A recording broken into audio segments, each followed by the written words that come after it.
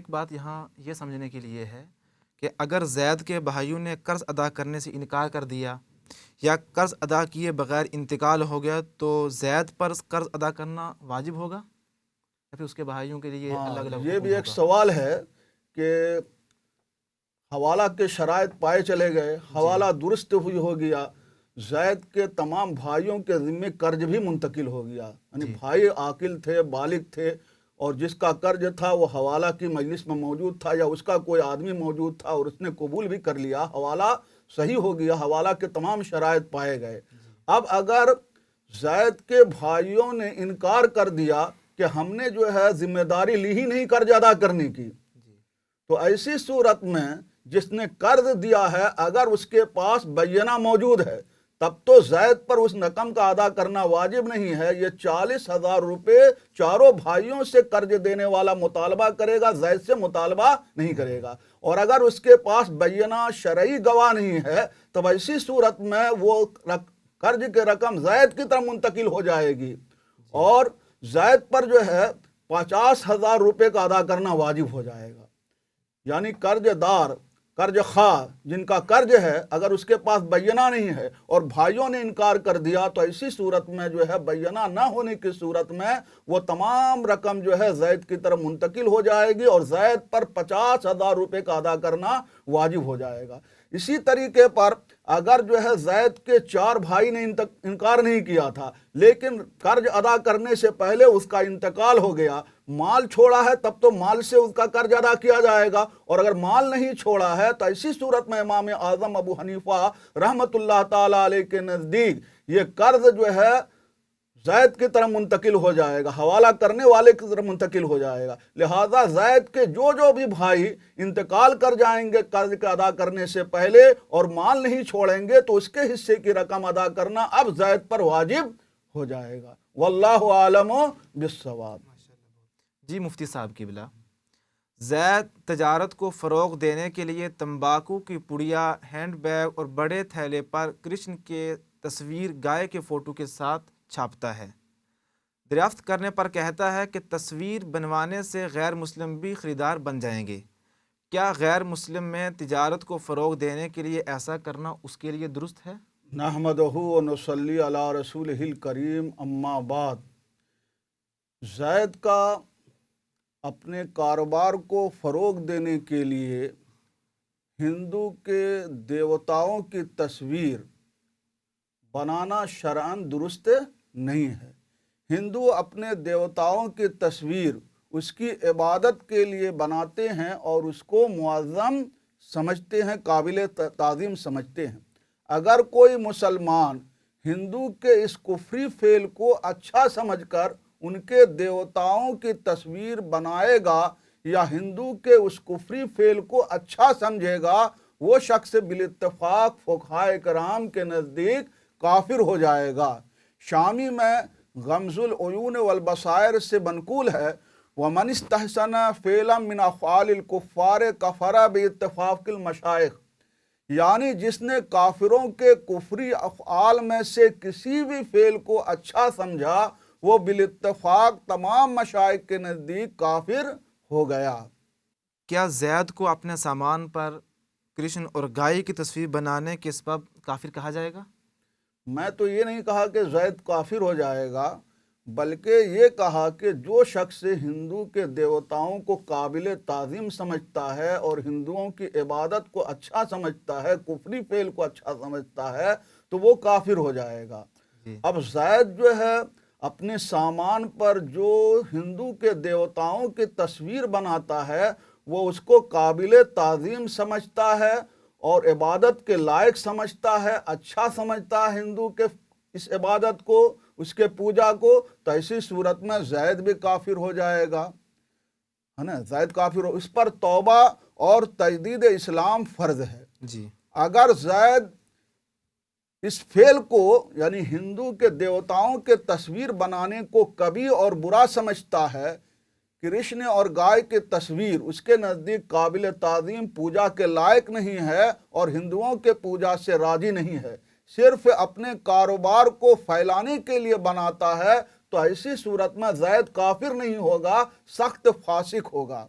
اور اس پر توبہ کرنا اور اپنے فعل سے باز آنا واجب ہے۔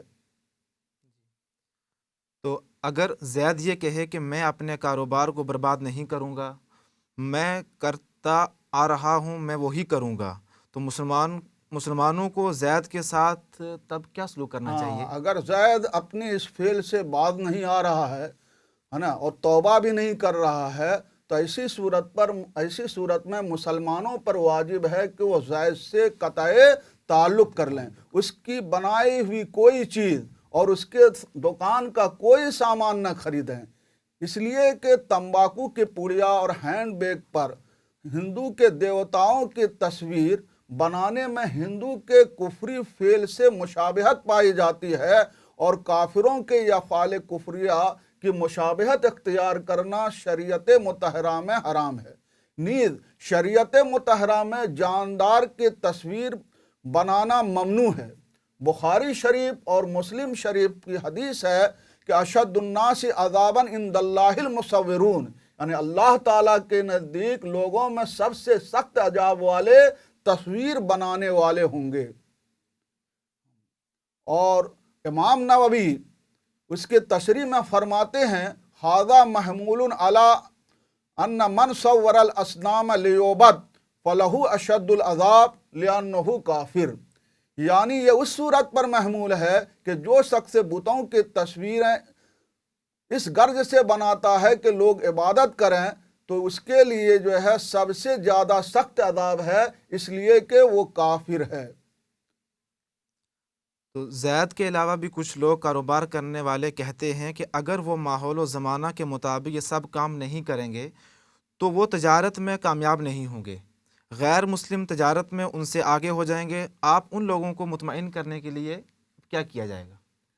ہاں، یہ بھی ایک سوال ہے کہ بہت سے مسلمان جو ہے شریعت کی پاسداری نہیں کرتے ہیں، وہ چاہتے ہیں کہ ہمارا کاروبار آگے بڑھے، چاہے شریعت مطہرہ کی پیروی ہو یا نہ ہو، حرام کا ارتکاب کرے یا نہ کرے۔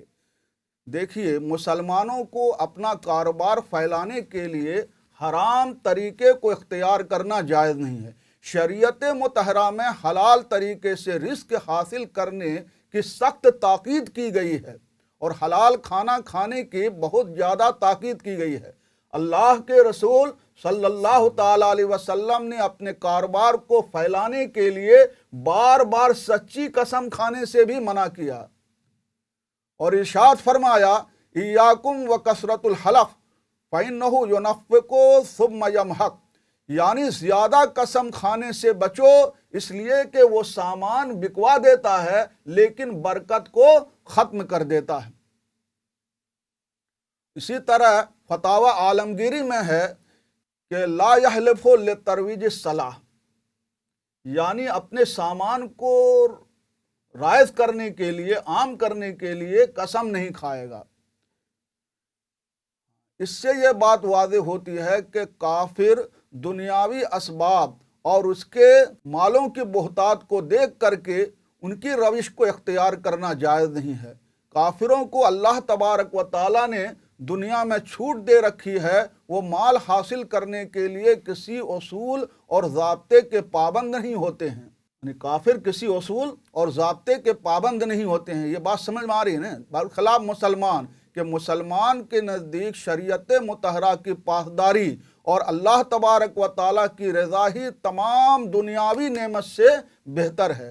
قرآن کریم کی آیت کریمہ ہے، اللہ تبارک و تعالیٰ نے کافروں کے عیش و عشرت اور اس کے دنیاوی مال اور اسباب کی بہتات کو رشک اور تحسین کی نظر سے دیکھنے سے منع فرمایا۔ اللہ تبارک و تعالیٰ ارشاد فرماتا ہے لا تمدن عینیک الی ما متعنا بہم ازواجا منہم زہرۃ الحیاۃ الدنیا لنفتنہم فیہ ورزق ربک خیر وابقی، یعنی اے سننے والے، اپنی آنکھ نہ پھیلا اس کی طرف جو ہم نے کافروں کے جوڑوں کو برتنے کے لیے دی ہے جیتی دنیا کی زندگی، تاکہ انہیں اس کے سبب فتنہ میں ڈالیں۔ تیرے لیے رب کا رزق سب سے اچھا اور دیر پا ہے۔ یہ قرآن کی آیت کریمہ ہے۔ اللہ تبارک و تعالی کا کافروں کو دنیا ہی میں آرام دے دینا یہ کافروں سے راضی ہونے کی دلیل نہیں ہے۔ اللہ تبارک و تعالیٰ کافروں کو دنیا میں ہی بہت آرام پہنچا دیتا ہے۔ اگر ایمان والوں کے فتنہ میں مبتلا ہونے کا خوف نہ ہوتا تو اللہ تبارک و تعالیٰ کافر کو اس سے زیادہ کئی گنا آرام دیتا جتنے آرام میں کافر ہیں، اس سے زیادہ مال دیتا دنیا میں جتنا مال آج کافروں کے پاس ہے۔ قرآن کی آیت کریمہ ہے لولا ان یکون الناس امۃ واحدۃ لجعلنا لمن یکفر بالرحمن لبیوتہم سقفا من فضۃ ومعارج علیہا یظہرون ولبیوتہم ابوابا وسررا علیہا یتکئون وزخرفا وان کان ذلک لما متاع الحیاۃ الدنیا والآخرۃ عند ربک للمتقین۔ یہ سورہ زخرف کی آیت ہے۔ اگر یہ نہ ہوتا کہ سب لوگ ایک دین پر ہو جائیں تو ہم ضرور رحمان کے منکروں کے لیے چاندی کی چھتیں اور سیڑھیاں بناتے جن پر وہ چڑھتے، اور ان کے گھروں کے لیے چاندی کے دروازے اور چاندی کے تخت جن پر وہ تکیہ لگاتے، اور طرح طرح کی آرائشیں، اور یہ جو ہے زیتی دنیا کے اسباب ہیں، اور آخرت تمہارے رب کے پاس پرہیزگاروں کے لیے ہے۔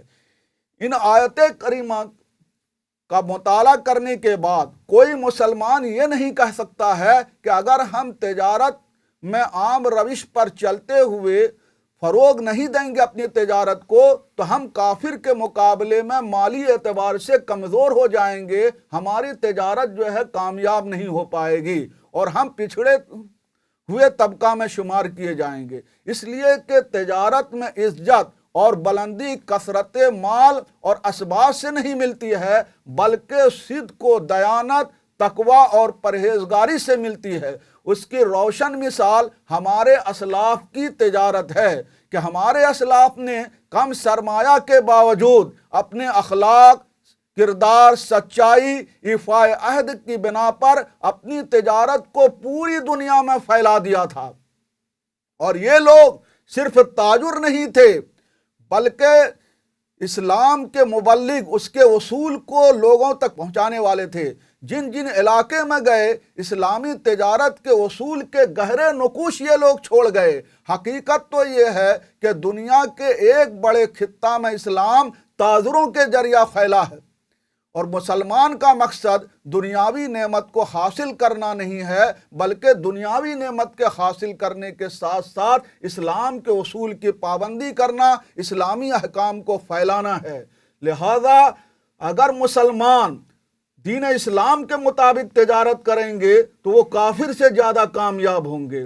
جو لوگ عرب میں انتہائی فاقہ کی زندگی گزار رہے تھے، تاریخ شاہد ہے کہ کچھ ہی سالوں میں انہوں نے دنیا کے تمام خطوں میں اپنی تجارت کو پھیلا دیا، اور آپ دنیا کے جس بھی ساحلی علاقے میں جائیں گے ساحلی شہروں میں مسلمان ہی کی آبادی ملے گی، اس لیے کہ ساحلی شہر ہی میں مسلمان جاتے تھے کشتی کے ذریعے، اور پوری دنیا کے ساحلی شہروں کو دیکھ لیجئے کہ مسلمان کی آبادی زیادہ ہے، چاہے چین ہو، چاہے جو ہے انگلینڈ ہو، چاہے کوئی بھی ملک ہو، اس کا ساحلی شہر مسلمانوں سے بھرا ہوا ہے۔ ان لوگوں نے اسلام کو پھیلایا، اس لیے اگر اسلام کے اصول کے مطابق اگر کوئی تجارت کرتا ہے تو یقینی طور پر وہ کامیاب ہوگا، اور اسلام کے روش سے ہٹ کر کے تجارت کو فروغ دینے والے انتہائی بے وقوف ہیں اور اپنے آپ کو دنیا اور آخرت میں برباد کر رہے ہیں۔ واللہ تعالی عالم بالصواب۔ بہت بہت شکریہ۔ تو ناظرین، پھر ہم انشاءاللہ اسی طرح کے سوال کے ساتھ آپ کے سامنے حاضر ہوں گے۔ تب تک کے لیے آپ ہمیں اجازت دیں۔ اللہ حافظ۔ السلام علیکم ورحمۃ اللہ وبرکاتہ۔